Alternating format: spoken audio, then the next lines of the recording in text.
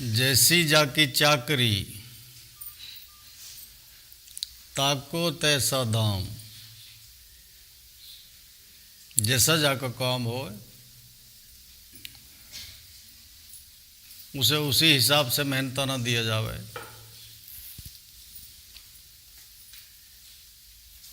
School में खाली नाम लिखा लिया और गए भी, स्कूल में गए भी और परीक्षा आपने ना दी तो फिर स्कूल जाने को कुछ फायदा ना हुआ। तो स्कूल में जब जाए बच्चा, परीक्षा होए और ऐसा नियम है कि भाई 100 नंबर की परीक्षा है, 100 में से 33% पे पास। अगर कोई विद्यार्थी थोड़ा अपने गुरु की नज़र में ठीक है तो गुरु में थोड़ी छूट हुए कि भाई 3 नंबर अपनी तरफ से देके उसे ग्रेस बोले, सहायता, कि उसे पास कर दे। उस जगह किसी कारण से ये 3 नंबर न ले पाया, चलो इसे आगे बढ़ा दो, तो वो एक तरह की भीख हो, भीख मानी जाओ। उसके ऊपर उसे दया आई है, गुरु है, 3 नंबर दे दिए, चलो ठीक है निकाल दो आगे। और एक 50% लेकर आवे। अब से कुछ समय पहले हमारे टाइम में तो 60% जिसके आ जावे तो वाह वाह हो जावे, फर्स्ट डिवीज़न है जी, 60% में फर्स्ट डिवीज़न। अब तो कुछ ऐसा स्तर होगा शिक्षा का जी 90-95% पे भी बच्चे ये कहेंगे जी मेरे 4-5 नंबर कटे तो कटे कैसे। ऐसा सुना मैंने, कई बोलेंगे जी मेरे 4-5 नंबर कैसे काट दिए, मैंने तो पूरे के पूरे करे, बिल्कुल सही करें। तो ये जो नंबर आए 33%, 50%, 60%, तो आप कभी सोचो कि 33% जहाँ बच्चे के नंबर आए वो पीएमटी की तैयारी करेगा। पीएमटी प्री मेडिकल टेस्ट हुए, एमबीबीएस के लिए पहले एडमिशन से पीएमटी, या इंजीनियरिंग के लिए कहीं कोई टेस्ट है तो उसमें वो बैठ सके। पहले तो उसी में बैठना उसके लिए मुश्किल भाई, इसके लिए कम से कम ज़रूरत है 50%। जिसके 50% आए हैं वो पीएमटी में या इंजीनियरिंग कॉलेज में एडमिशन के लिए अप्लाई कर सके। और एक 50% पाने वाला वो आईएएस का मतलब इंडियन सर्विसेज, भारतीय सेवा बोले ना इसे, 8वीं 10वीं पास। तो उनके लिए रोक ना है, उनके लिए रोक क्यों ना है कि वो सिर्फ मोहर हैं। सेक्रेटरी जो प्लान बना के उसके सामने रखेगा कि जी ये प्लान है, आप इस पर मोहर लगाओ, वो लगा दे। तो आईएएस, आईपीएस, इंजीनियरिंग, डॉक्टरी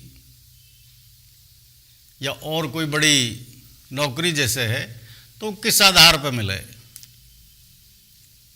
उसकी जो उसने मेहनत करी है पढ़ाई लिखाई में, उसमें उसे जो नंबर मिले हैं, उसने जो सीखा है, उस आधार पे ही हुआ है ना, या कोई और आधार हो जा। मेरे ख्याल से और आधार ना हो। वैसे आजकल है रिश्वतखोरी है बहुत ज़्यादा, घूस वूस दे के जो निकल जाए, लेकिन वो तरीका तो गलत है।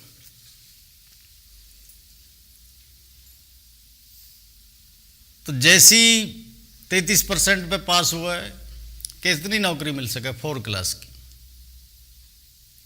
और 4 क्लास की नौकरी बहुत ही अनादरपूर्ण हुए, जैसे कहे चपड़ासी। ऑफिस में 10-12 कर्मचारी हैं, 10 के 10 उससे बोलेंगे मेरे लिए पानी ला, कोई बोलेगा मेरे लिए चाय ला, कोई बोलेगा मेरे लिए ये ला।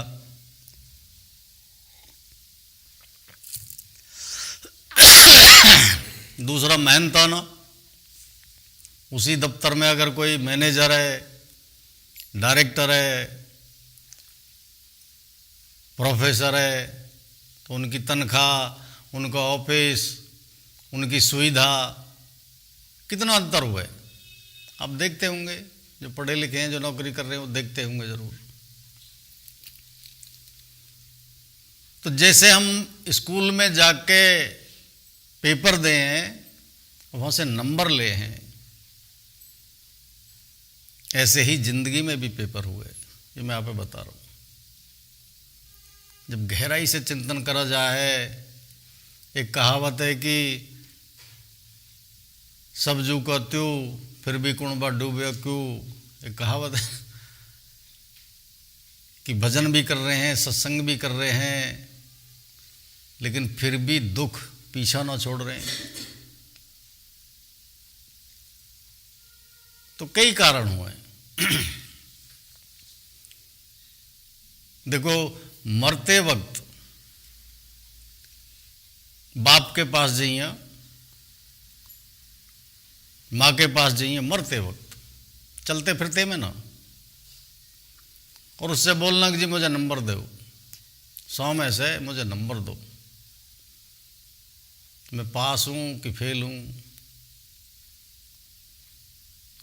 वहाँ पे कितने नंबर दे रहा है या ना दे रहा है। बाप माँ बच्चे से बेतहासा प्यार करें, बेतहासा, और बताए कि कोई दुश्मन आप मार दे, पीट दे, हाथ पैर तोड़ दे, कोई बड़ी बात ना हो। ठीक है, वो थोड़ा भारी पड़ेगा, मार दिया, पीट दिया, कोई फर्क ना पड़ेगा। लेकिन बताया कि अगर बाप ने थप्पड़ मार दिया तो वो जीव पापात्मा, बताइए, पापात्मा।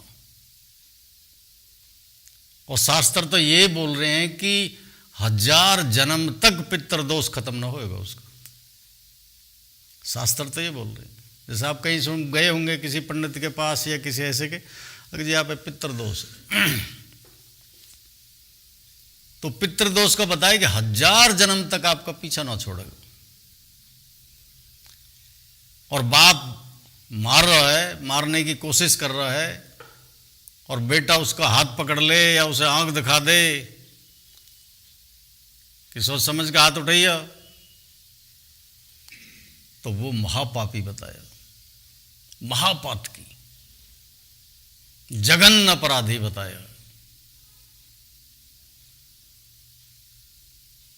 और चलो थप्पड़ ना मारा, हाथ भी ना रोका,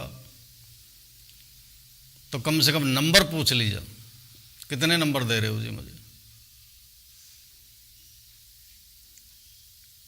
अगर वो 30-33% दे दें तो गुजारा कैसा चलेगा जिंदगी में, जैसा चपड़ासी को। 30 नंबर 33 नंबर अगर आप मिले हैं तो गुजारा चपड़ासी जैसा चलेगा। 50 से ऊपर मिल गए तो आप हो सको पीएमटी इंजीनियरिंग या और कोई ऐसी तैयारी करो, और हो सके उसमें आप आगे बढ़ जाओ।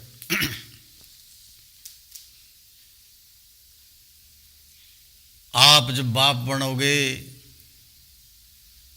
जब शरीर में हलचल हो जाएगी, आप जब माँ बनोगी, जब शरीर में हलचल हो जाएगी, हलचल मतलब कि सहारे की जरूरत पड़ लगेगी, सहारा चाहिए।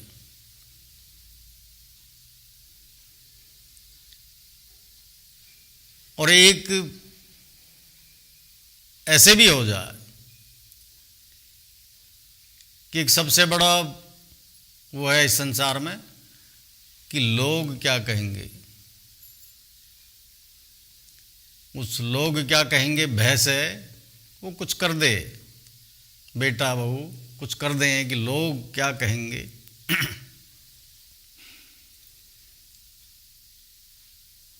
और जो वो कर रहा है वो करना माँ या बाप है इतना पसंद ना आ रहा। लोक लाज की भय से वो कर रहा है, लेकिन माँ बाप है वो पसंद ना आ रहा। तो वो भी यहाँ पे पता चलनी चाहिए कि मैंने 10 में से 5 क्वेश्चन आए हैं जो करने हैं, और 5 में तो मैंने खुद ही 3 करे, 2 तो मैंने सॉल्व भी ना करे। वो चीज़ भी आप एहसास कर लेना। देखो ये मैं आप बता रहा हूँ कि माँ बाप है, सिर्फ 2 जगह उनने इग्नोर कर दे, अवॉइड कर दे, मतलब उनकी तरफ से उस बात पे ज़्यादा ध्यान ना दे। परमार्थ में, पुरुषार्थ में, भगवान की राह पे चलने में, समाज की सेवा में, इनमें अगर वो कुछ अड़ंगा करें तो उसे अनदेखी कर सको आप।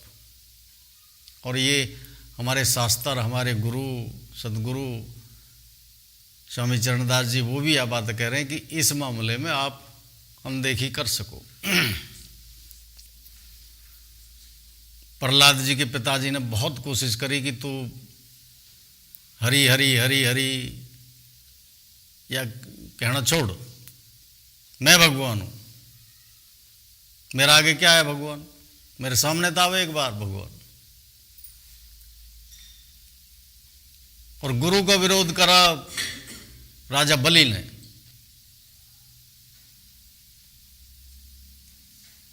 जब विष्णु जी